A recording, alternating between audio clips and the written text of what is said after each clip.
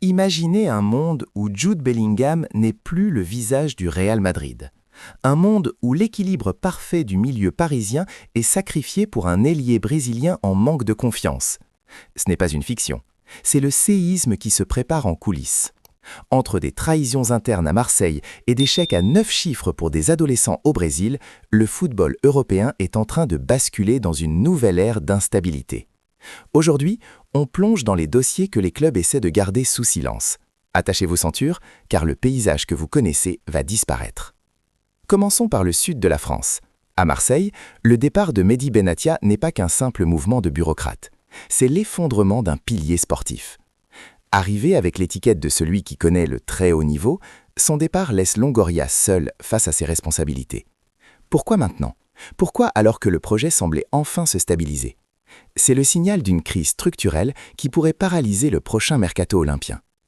Pendant ce temps, en Angleterre, Manchester United replonge dans ses travers.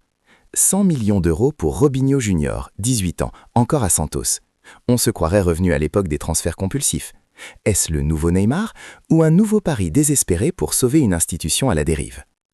Le dossier le plus brûlant nous mène à Madrid. Jürgen Klopp au Real, c'est le mariage de l'eau et du feu. Mais Klopp pose une condition qui fait trembler l'Espagne. 250 millions de budget et un droit de vie ou de mort sur l'effectif. Il veut exporter son heavy metal football. Le problème, ce style exige des poumons d'acier et une transition ultra rapide. Pour Klopp, Camavinga est trop joueur, Bellingham trop électron libre. Il veut ses lieutenants, Alexis McAllister pour la propreté de la première relance et Dominique Szoboszlai pour la percussion verticale. Tactiquement, Klopp veut transformer le Real, une équipe de moments et d'exploits individuels, en une machine de pression constante. Vendre Bellingham pour financer ce projet semble suicidaire pour les fans. Mais pour Klopp, c'est la seule façon de ne pas être l'ombre d'Ancelotti.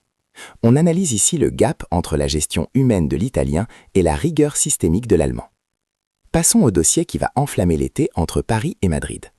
Luis Enrique veut Rodrigo. Pourquoi? Parce qu'il cherche ce faux ailier capable de repiquer dans l'axe, un profil qui lui manque cruellement depuis le départ de certaines stars. Mais le Real ne cédera pas sans une contrepartie royale, Vitinha. C'est ici que l'analyse devient fascinante. Vitinha est devenu le métronome, le cerveau du PSG. Le perdre, c'est enlever le moteur d'une Formule 1.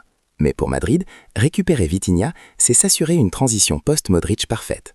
C'est un jeu d'échecs où chaque club risque de perdre son identité pour combler un manque ponctuel. Rodrigo à Paris, c'est le talent pur mais irrégulier. Vitinha à Madrid, c'est la stabilité retrouvée. Qui craquera le premier? Enfin, gardez un œil sur la Belgique. Alexander Stankovic est le nom que vous allez entendre partout. À 20 ans, il porte Bruges en C1. Arsenal et Chelsea sont déjà sur le coup, mais l'Inter Milan possède une clause de rachat. C'est le prototype du milieu moderne, impact physique et vision de jeu. Sa décision influencera le milieu de terrain d'un cadre européen pour la prochaine décennie. En conclusion, nous sommes à l'aube d'un été où les noms ne suffisent plus. Les entraîneurs reprennent le pouvoir sur les présidents. Que ce soit Klopp à Madrid ou Luis Enrique à Paris, l'ère des Galactiques laisse place à l'ère de système. Alors, selon vous, quel club fait la plus grosse erreur? On se retrouve en commentaire. N'oubliez pas de vous abonner pour ne rien rater de cette épopée sur Foot Chrono. C'était votre expert, à bientôt et à très vite les amis.